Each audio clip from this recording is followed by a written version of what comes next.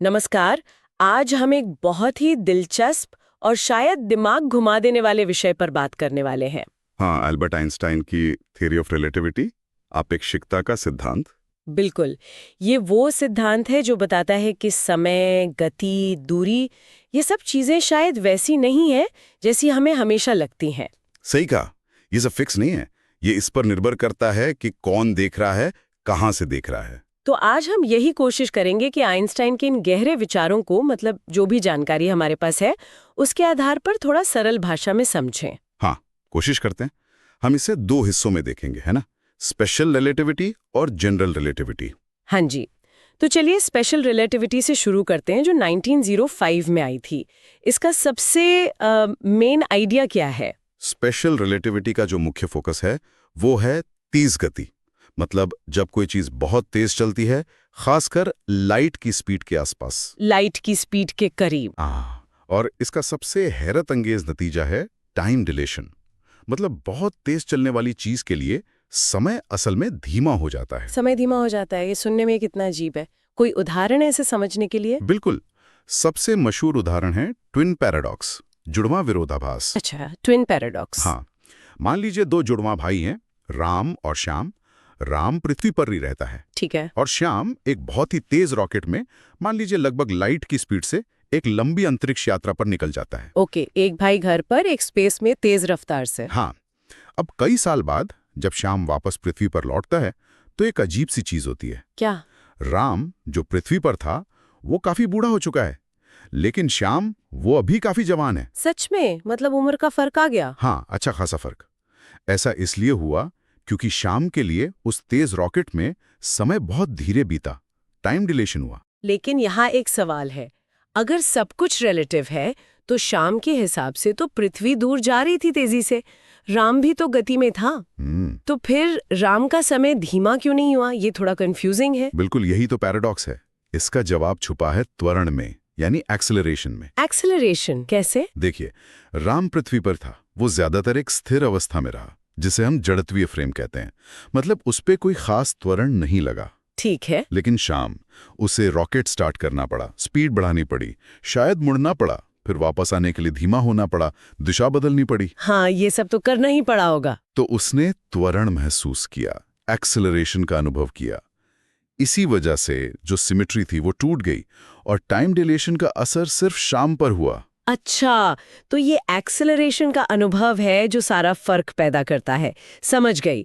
मुश्किल है सोचना, पर लॉजिक है। मतलब तेज गति वाकई समय को धीमा कर सकती है। हाँ, बिल्कुल। तो ये तो हुई स्पेशल रिलेटिविटी, पर आइंस्टाइन यही नहीं रुके। 1915 में आई जनरल रिलेटिविटी। उसने तो गुरुत्वाकर्षण यानी ग्रेविटी को देखने का नजरिया ही बदल दिया, है ना? हाँ, पूरी तरह से। जनरल रिलेटिविटी ग्रेविटी को एक बिल्कुल नए ढंग से समझाती है। न्यूटन सोचते थे कि ये एक खिंचाव है, एक फोर्स। हाँ, दो चीजों के बीच का खिंचाव। पर आइंस्टाइन ने कहा, नहीं, ग्रेविटी कोई फोर्स नहीं है, ये असल में स्पेस टाइम का झुकाव है। Space time? आप कह रहे हैं स्पेस और टाइम अलग अलग नहीं बल्कि जुड़े हुए हैं एक साथ? हाँ, आइंस्टाइन के हिसाब से हमारा ब्रह्मांड एक 4 आयामी चादर जैसा है। स्पेस के 3 आयाम और टाइम का चौथा आयाम मिलकर इसे स्पेस टाइम फैब्रिक कहते हैं। 4 आयामी चादर, ओके। अब सोचिए, इस चादर पर आपने कोई भारी चीज रखी, जैसे हमारा सूरज। तो अपने वजन से वो उस चादर में एक गड्ढा या झुकाव पैदा कर देगा। जैसे ट्रैम्पोलिन पर भारी बॉल रखने से वो बीच में धंस जाता है। अच्छा, हाँ, समझ गए। तो अब जो छोटी चीजें हैं, जैसे पृथ्वी या दूसरे ग्रह, वो सूरज के बनाए झुकाव में ही घूमते रहते हैं। मतलब पृथ्वी सूरज के चारों ओर इसलिए घूम रही है क्योंकि सूरज ने अपने आसपास के स्पेस टाइम को मोड़ दिया है और पृथ्वी बस उस मुड़े हुए रास्ते पे चल रही है। बिल्कुल सही। जैसे हम ग्रेविटी का खिंचाव समझते हैं, वो असल में स्पेस टाइम की ज्योमेट्री है, उसका मुड़ना है। वाह, ये सोचना ही कमाल है, स्पेस टाइम का मुड़ना। इसके और क्या सबूत है? आपने जीपीएस सैटेलाइट का जिक्र किया था। हाँ, वो एक बड़ा सबूत है।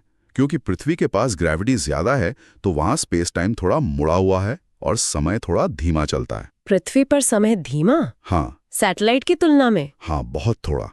पर इतना कि जीपीएस को सही काम करने के लिए इस फर्क को लगातार एडजस्ट करना पड़ता है। अच्छा। और एक और बड़ा सबूत है ग्रेविटेशनल लेंसिंग। ग्रेविटेशनल लेंसिंग, ये क्या है? जब किसी बहुत दूर के तारे या गैलेक्सी से रोशनी आती है और रास्ते में किसी भारी चीज जैसे कोई और गैलेक्सी या ब्लैक होल के पास से गुजरती है, हाँ, तो उस भारी चीज के कारण मुड़े हुए स्पेस टाइम से गुजरते हुए वो रोशनी भी मुड़ जाती है। रोशनी भी मुड़ जाती है। हाँ, और हमें यहाँ पृथ्वी से वो पीछे वाली गैलेक्सी अजीब सी टेढ़ी मेढ़ी या एक से ज्यादा इमेज के रूप में दिखती है।